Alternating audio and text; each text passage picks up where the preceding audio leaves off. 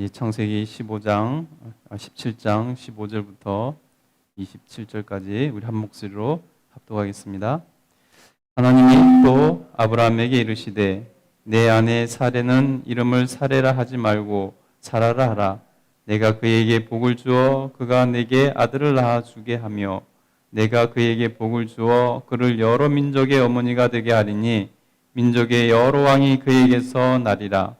아브라함이 엎드려 웃으며 마음속으로 이르되 100세 된 사람이 어찌 자식을 낳을까? 사라는 90세니 어찌 출산하리요 하고 아브라함이 이에 하나님께 아뢰되 이스마엘이나 하나님 앞에 살기를 원하나이다. 하나님이 이르시되 아니라 내 아내 사라가 내게 아들을 낳으리니 너는 그 이름을 이삭이라 하라. 내가 그와 내 언약을 세우리니 그의 후손에게 영원한 언약이 되리라. 이스마엘에 대하여는 내가 내 말을 들었나니 내가 그에게 복을 주어 그를 매우 크게 생육하고 번성하게 할지라. 그가 12두령을 낳으리니 내가 그를 큰 나라가 되게 하려니와 내 언약은 내가 내년 이 시기에 사라가 내게 낳을 이삭과 세우리라. 하나님이 아브라함과 말씀을 마치시고 그를 떠나 올라가셨더라.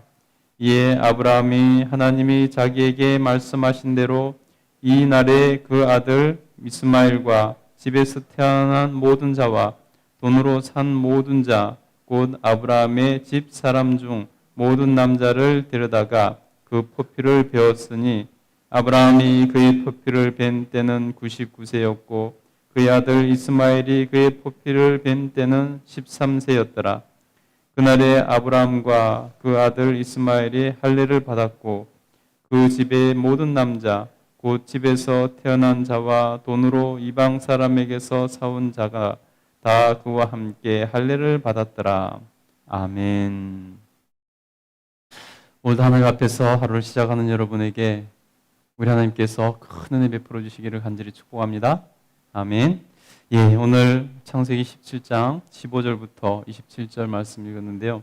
오늘 말씀은 하나님께서 아브라함을 아브라함으로 이름을 바꿔주시고 나서 계속 이어지는 그러한 할례 언약의 연속의 말씀입니다. 이번에는 그 안에 사레의 이름을 이제 또 사라라 이렇게 바꿔주시는 것을 볼 수 있습니다. 우리 15절 한번 읽어보겠습니다. 읽겠습니다. 시작. 하나님이 또 아브라함에게 이르시되 내 아내 사레는 이름을 사레라 하지 말고 사라라라. 내가 그에게 복을 주어 그가 내 아들을 낳아 주게 하며 내가 그에게 복을 주어 그를 여러 민족의 어머니가 되게 하리니 민족의 여러 왕이 그에게서 나리라. 아멘. 사라의 이름도 마찬가지입니다. 사레라는 이름은 왕비라는 뜻입니다. 왕비. 굉장히 존귀한 이름이죠. 그 이름에서 이제 그 이름을 사라, 여주인으로 이렇게 바꿔주시는 것을 볼 수 있습니다. 여러분, 같은 아까 어제 아브라함을 아브라함으로 이렇게 바꿔주셨던 것과 같은 맥락으로 이렇게 볼 수 있겠습니다. 그리고 나서 하나님께서 아들을 낳게 해주시겠다 이제 말씀하고 있는 것을 볼 수 있습니다. 하나님께서 90세 된 사라에게 아들을 주시겠다고 하는 것입니다. 여러분 같으면 믿으시겠습니까? 어떻겠습니까? 아브라함이 하나님께서 말씀하신 그 말씀을 듣고 어떻게 반응을 할까요? 우리 17절, 18절 한번 읽어보도록 하겠습니다. 17절, 18절 읽겠습니다. 시작. 아브라함이 엎드려 웃으며 마음속으로 이르되 100세 된 사람이 어찌 자식을 낳을까? 사라는 90세니 어찌 출산하리요 하고 아브라함이 이에 하나님께 아뢰되 이스마엘이나 하나님 앞에 살기를 원하나이다. 아멘. 여러분 보세요. 하나님께서 사라를 통해서 자식을 주겠다 이렇게 말씀을 하시니까 아브라함이 하나님 앞에서 어떻게 반응을 하냐면요. 겉으로 말은 하지 않았지만은 17절에 보니까 엎드려 웃으며 마음속으로 이렇게 스스로 말했다는 것입니다. 100세 된 사람이 어찌 자식을 낳을까? 사람은 90세니 어찌 출산하리요? 여러분, 여기서 어떤 마음이 느껴지십니까? 하나님께서 하시겠다고 하시는데 감히 아브라함은 하나님 앞에서 그것을 믿지 못하고 있는 것을 볼 수 있습니다. 굉장히 부정적인 그런 태도를 보여주고 있는 것을 볼 수 있습니다. 왜 그랬을까요? 오늘 아브라함의 태도를 보면요, 기대감이 전혀 없습니다. 하나님이 주시겠다고 하시는데 기대감이 전혀 없습니다.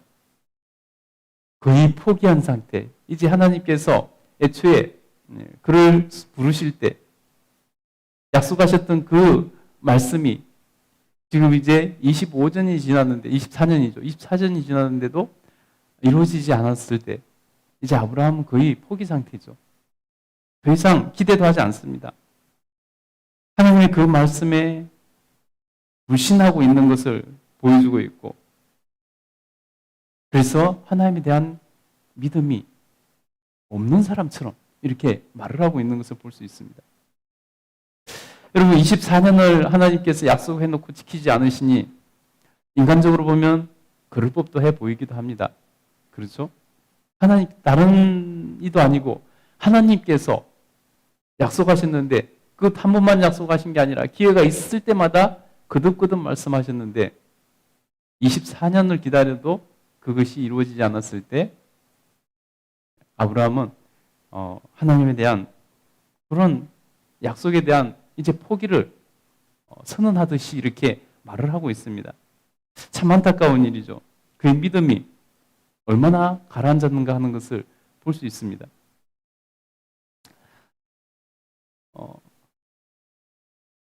여러분 어찌 보면요 하나님은 이때를 기다리셨는지 모릅니다. 이때를 기다리셨는지 모릅니다. 자기가 모든 것을 다 포기했을 때 더 이상 인간적인 방법도 안 되고 이제 아내도 경수가 끊어지고 모든 것을 더 이상 할 수 없다고 생각될 때 이제 불가능하다고 생각될 때 여러분 인간적인 모습으로 보면 정말 불가능하잖아요. 남자는 99세가 되었고 아내는 90세가 되어서 98세죠. 90세가 다 되어서 이제 경수도 끊어졌는데 어떻게 자식을 낳는단 말입니까? 불가능해 보이는 거죠. 여러분 때로는 하나님께서는 이렇게 극단까지 이렇게 기다리시는 때도 있습니다. 여러분 하나님은 아브라함을 그냥 대충 살 인생으로 부르신 것이 아닙니다. 하나님은 아브라함을 통해서 원대한 계획을 가지고 있습니다. 하나님은 아브라함을 믿음의 조상으로 하나님께서는 부르셨습니다. 그러니 그의 믿음이 어떠해야 되겠습니까? 그냥 보통 사람과 같아서는 안 될 것입니다. 하나님께서는 철저하게 훈련시키십니다. 여러분 아브라함이 가뭄을 피해서 애굽으로 내려갔을 때 그때 또 모든 것을 포기할 뻔했죠. 아내도 뺏기고 모든 것을 절망 가운데 빠질 뻔했죠. 그때 하나님께서 자기 아내를 되찾아 주셨습니다. 그리고 오히려 더 큰 부까지 이루게 하셨습니다. 그때 하나님을 경험했을 때 믿음이 충만했을 때 그는 어떻게 했습니까?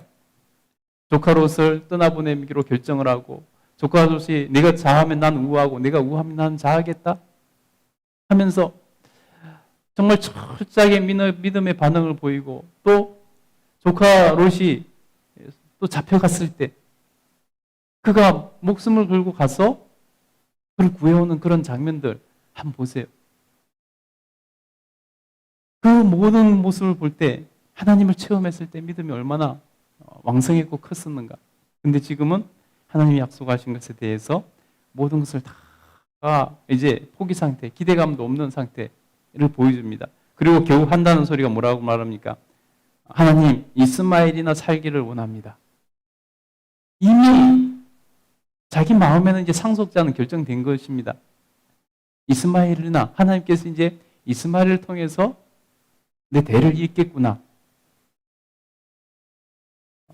아브라함은 이미 마음의 결정을 이스마엘로 하고 있는 그런 상태까지 온 것을 볼 수 있습니다.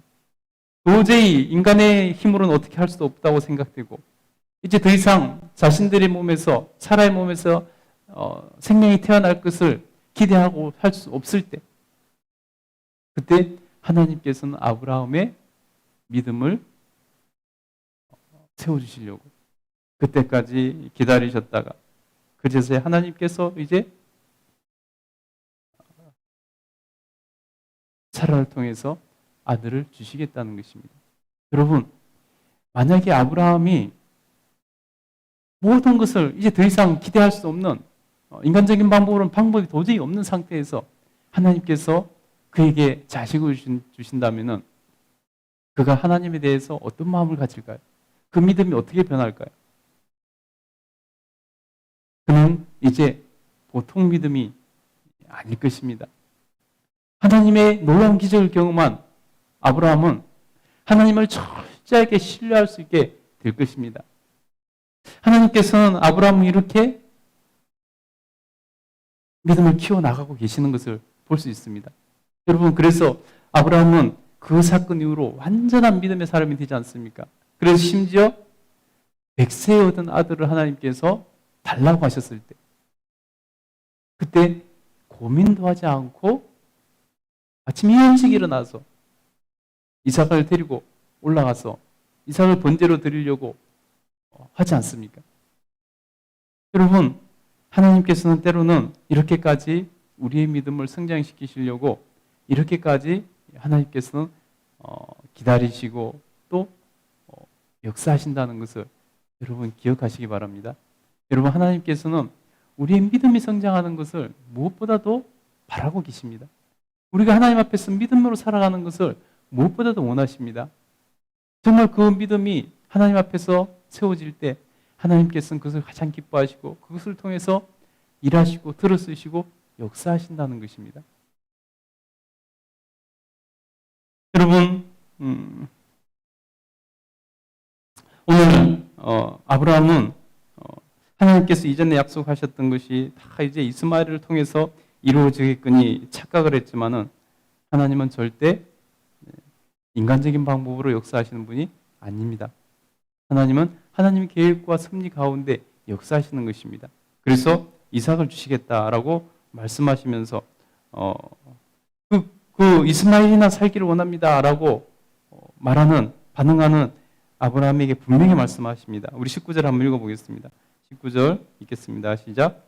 하나님이 이르시되 아니라 내 아내 사레가 내게 아들을 낳으리니 너는 그의 이름을 이삭이라 하라. 내가 그와 내 언약을 세우리니 그의 후손에게 영원한 언약이 되리라. 아멘. 여러분, 하나님께서 왜 처음에 17절에 아브라함을 부르시면서 자신을 나는 전능의 하나님이라 라고 소개하셨는지 여러분 이제 아시겠죠? 아브라함의 반응이 이 모양이니 하나님께서 나는 전능의 하나님이라, 나는 못할 게 없는 하나님이다, 전능하신 하나님이라고 미리 선포하시고 나서 아브라함에게 말씀을 시작하셨다는 것을 우리는 왜 그랬는지 알 수 있다는 것입니다. 여러분, 그 전능의 하나님을 신뢰하시기 바랍니다. 내 마음대로 판단하지 마시고 내 마음대로 결정하지 마시고 내가 하나님 앞에서 하나님을 제한시키는 것은 어리석은 일입니다. 세상의 이치로는 이것이 안 되니까 이제 끝났어. 하나님도 그렇게 못하실 거야. 세상의 방법으로는 이제 방법이 없으니까 하나님께 기도해도 소용이 없을 거야. 여러분, 그런 마음 절대 품지 마시기를 간절히 축복합니다. 여러분, 우리가 기도할 때는 여러분 하나님 앞에서 믿음으로 기도해야지 그 기도가 응답되는 것 아니겠습니까? 너희 믿음을 보리라고 말씀하셨고 너희 믿는 대로 되라라고 선언해 주신 예수님의 그 우리 믿음에 대한 기대를 여러분 저버리지 마시고 하나님 앞에서 그 믿음에 반응을 하며 살아갈 수 있게 되기를 간절히 축복합니다. 그러면 하나님께서 정말 더 이상 아이를 낳을 수 없는 불임 여성, 그것도 이제 경수까지 끊어져서 90세가 된 그 여인에게서 하나님께서 아들을 낳게 하시는, 대를 잇게 하시는 그 평생의 소원을 이루어주신 하나님, 그 하나님을 오늘 바라볼 수 있게 되기를 간절히 축복합니다. 그래서 하나님께서는 이스마엘에 대해서도 하나님께서 네 자손이 복을 주시겠다라고 약속하고 계십니다. 그러면서 내일 이맘때 21절 한번 보겠습니다. 21절 읽겠습니다. 시작. 내 언약은 내가 내년 이 시기에 사라가 내게 낳을 이삭과 세우리라. 아멘. 내일 이맘때 하나님께서 사라를 통해서 아이를 낳게 하시겠다라고 말씀하시고, 그 말씀은 약속하신 대로 또 그대로 이루어지는 것을 볼 수 있습니다. 여러분, 하나님의 전능하심을 날마다 경험하며 살아갈 수 있는 그런 삶을 살 수 있게 되기를 간절히 축복합니다. 여러분의 하나님께서 정말 기대하시는 그 믿음으로 나아가는 저와 여러분 되기를 간절히 소원하고, 특별히 기도할 때 믿음으로 기도할 수 있게 되기를 간절히 축복합니다. 우리 함께 기도하겠습니다. 거룩하신 하나님,